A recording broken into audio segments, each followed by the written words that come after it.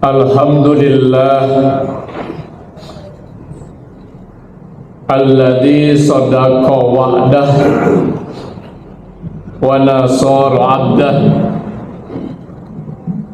wa 'azza jundahu wa hazamal ahzaba wahdah.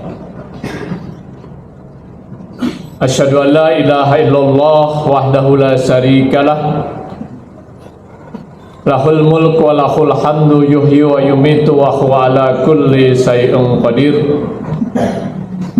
Wa asyhadu anna Muhammadan abduhu wa rasuluh. Allahumma salli wa sallim wa barik ala Muhammadin wa ala alihi wa sahbihi wa man tabi'ahum bi ihsan ila yaumiddin. Amma ba'du fa ya ibadallah, usikum wa nafsi wa iyaya bittaqwallah faqad fazal muttaqun.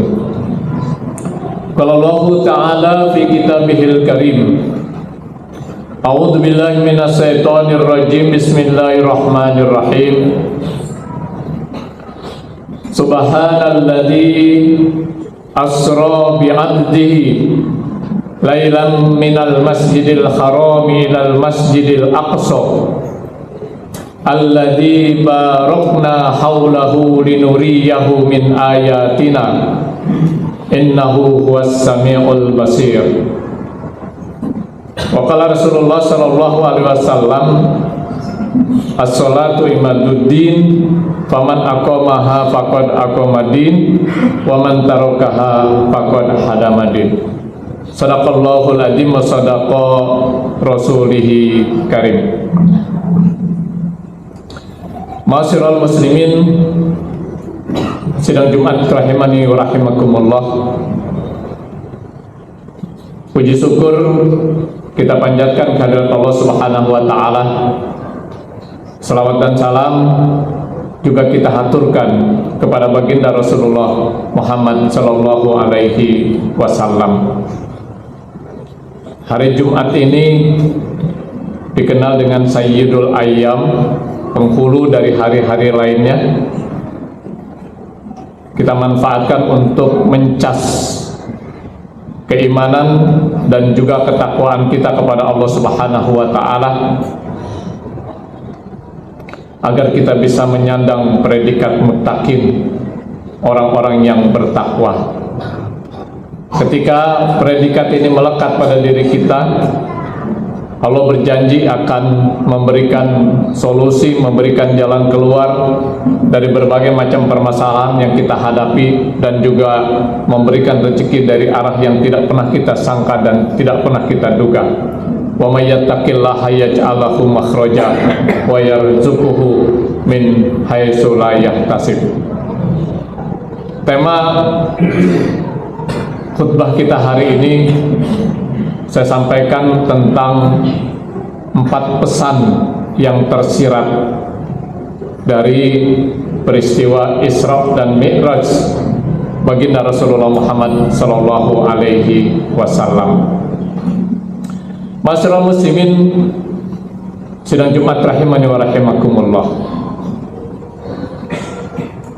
Sudah 24 hari kita berada di bulan Rajab.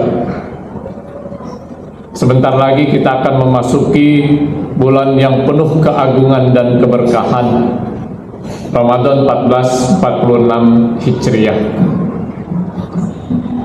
Tentu kita semua berharap mudah-mudahan Allah Subhanahu wa taala mempertemukan kita dengan bulan yang penuh keagungan dan keberkahan, yang pada akhirnya kita pun bisa menggapai keagungan dan keberkahan Ramadan. Allahumma barik lana fi Rajabah wa Sa'bana wa baligna Ramadan. Hadirin sidang Jumat rahimani rahimakumullah. Di bulan Rajab ini ada satu peristiwa yang luar biasa yang menggemparkan umat pada saat itu. Peristiwa Isra dan Mi'raj baginda Rasulullah Muhammad sallallahu alaihi wasallam yang diperingati oleh umat Islam di seluruh penjuru dunia setiap tanggal 27 Rajab beberapa hari ke depan. Pada kesempatan ini saya ingin fokus kepada 4 pesan yang tersirat dari peristiwa Isra dan Mi'rajnya Nabi Muhammad SAW. Keempat pesan ini akan dapat meningkatkan keimanan dan juga ketakwaan kita yang bisa kita jadikan ibroh untuk kita ke depan. Yang pertama adalah peristiwa Isra dan Mi'raj ini dijelaskan oleh Allah Subhanahu wa taala di dalam Al-Qur'an. Peristiwa Isra-nya dijelaskan Allah dalam surat Al-Isra ayat pertama. A'udzubillahi minasyaitonirrajim. Bismillahirrahmanirrahim. Subhanalladzi asra bi 'abdihi lailam minal masjidil haram ilal masjidil aqsa alladzi barakna haulahu linuriyahu min ayatina innahu huwas samiul basir. Maha suci Allah yang telah memperjalankan hambanya, yang dimaksud adalah Muhammad, pada suatu malam, minal masjidil haram ilal masjidil aqsa, dari masjidil haram ke masjidil aqsa, yang kami berkahi sekelilingnya, untuk kami perlihatkan sebagian tanda-tanda kebesaran dan kekuasaan Allah. Sungguhnya Allah Maha mendengar lagi Maha melihat. Dan peristiwa Mi'rajnya diungkapkan dalam surat An-Najm, surat ke-53 dari ayat 13 sampai dengan ayat ke-18. Ada 4 pesan yang tersirat. Yang pertama, Isra itu perjalanan pada malam hari, sedangkan Mi'raj itu artinya naik.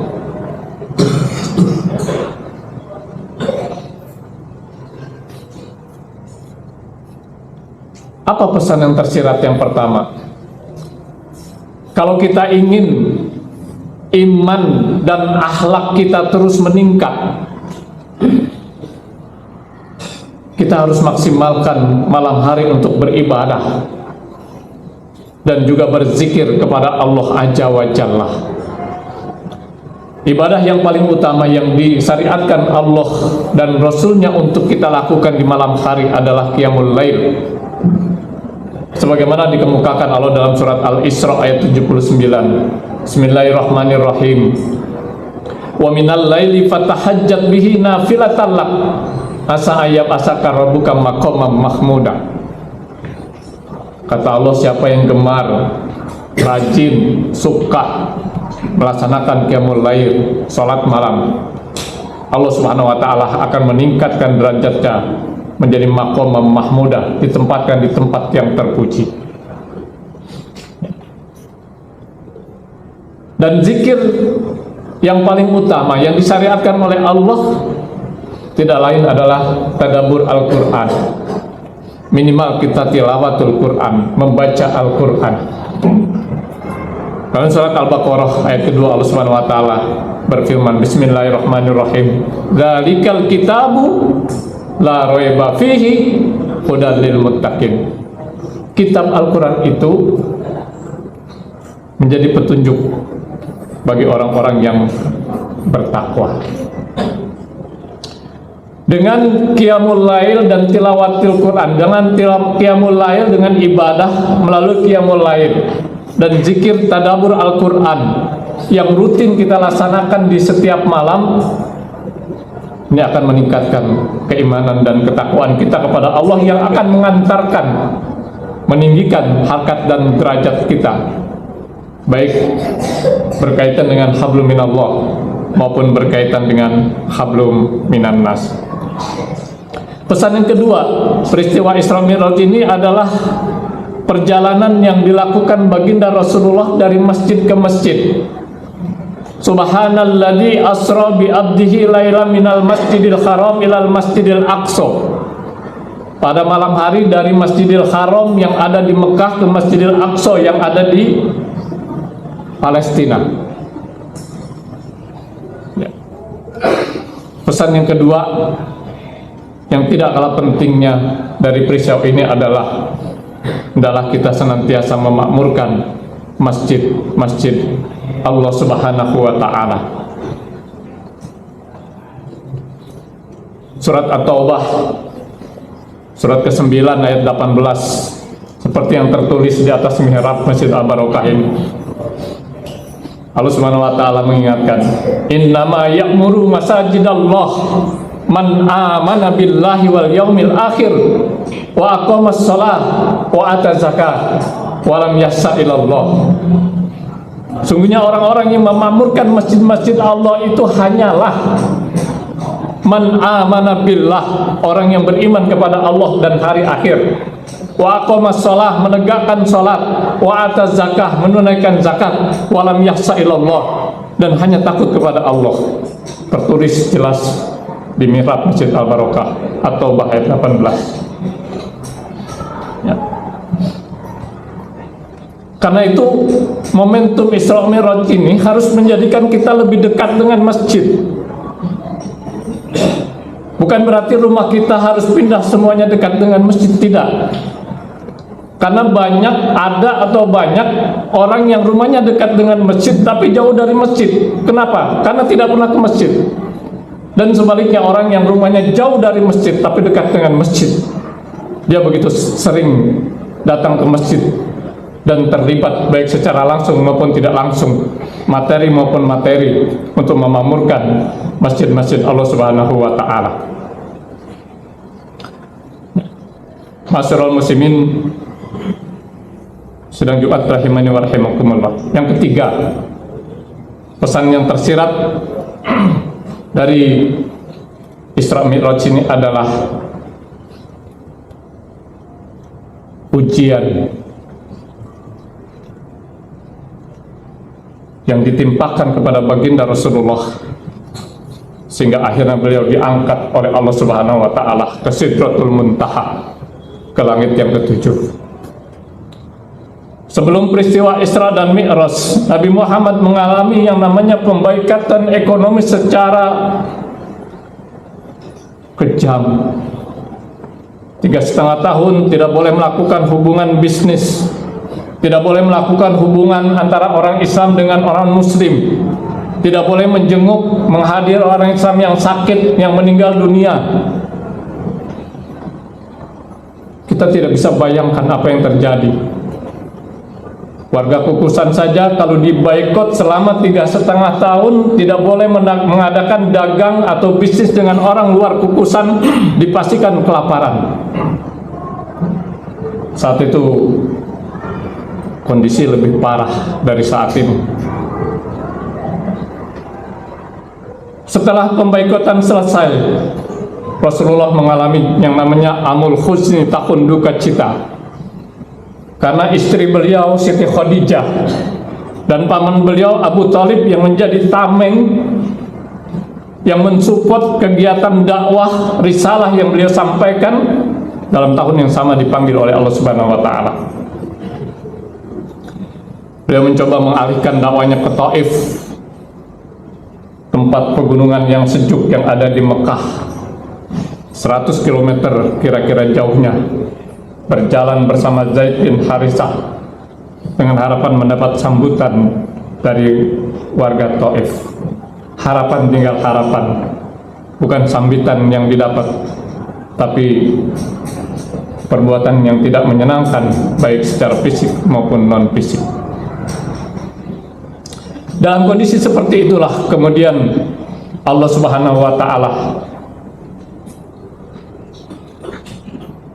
memi'rajkan Rasulullah Sallallahu Alaihi Wasallam ke tempat yang tertinggi Sidratul Muntaha untuk bertemu langsung dengan Allah Azza wa Jalla. Artinya kalau kita mendapatkan ujian, mendapatkan berbagai macam kesulitan, mendapatkan berbagai macam musibah, itu merupakan tempaan dari Allah Subhanahu wa taala untuk mengangkat harkat dan martabat kita ke depan. baik di dunia maupun di akhirat. Yang terakhir, pesan yang keempat yang tersirat dari Isra dan Mi'raj adalah perintah Allah Subhanahu wa Ta'ala pada Nabi Muhammad dan umatnya untuk melaksanakan sholat 5 waktu dalam 1 hari 1 malam. Ini pertanda bahwa begitu pentingnya sholat dalam kehidupan kita sebagai seorang yang mengaku sebagai seorang muslim, yang mengaku sebagai orang yang beriman, sehingga perintah sholat ini tidak lagi melalui pelantaran malaikat Jibril seperti perintah-perintah perintah zakat, puasa, haji dan lain sebagainya, tapi langsung mendatangkan Nabi Muhammad SAW ke Sidratul Muntaha, ke langit yang ke-7, dan langsung disampaikan Allah kepada beliau. Jangan main-main dengan perintah sholat. Bahkan Rasulullah bersabda, awwalu ma yuhasabu bihil abdu yaumal qiyamah as-sholat, bahwa amal yang pertama kali dihisab terhadap hamba-hambaku di hari kiamat itu adalah tentang sholatnya, bukan yang lain. Tadi dalam mukadimah saya sampaikan hadis yang juga sangat familiar, as-sholatu imaduddin, sholat adalah tiang agama. Siapa yang menegakkan agama, siapa yang menegakkan sholat berarti menegakkan agama. Siapa yang meninggalkan sholat berarti dia menghancurkan agama. Atau ada hadis yang sangat pendek namun maknanya sangat luas, tarkul iman wal kufru as-sholah, bahwa yang membedakan orang mukmin dengan orang muslim, orang mukmin dengan orang kafir, itu adalah sholatnya. Bahasa hadis sangat sederhana tapi maknanya luas. Dengan kata lain, kalau ada di antara kita mengaku sebagai seorang muslim, mengaku sebagai orang yang beriman tapi tidak sholat, sama hakikatnya dia dengan orang kafir. Kenapa? Sama-sama tidak sholat. Hadirin sidang Jumat rahimakumullah, inilah diantara pesan yang tersirat. Apakah hanya ini? Tidak. Masih banyak pesan-pesan yang tersirat yang belum bisa kita ungkapkan, yang belum bisa kita gali dari peristiwa yang luar biasa yang dialami oleh baginda Rasulullah Muhammad Sallallahu Alaihi Wasallam. Mudah-mudahan keempat pesan ini dapat menempa kita dan juga dapat meningkatkan keimanan dan ketakwaan kita kepada Allah, yang pada akhirnya kita menyandang gelar muttaqin, orang-orang yang bertakwa. Barakallahu li wa lakum fil Qur'anil azim wa nafa'ani wa iyyakum bima fihi minal ayati wa dzikril hakim wa taqabbal minni wa minkum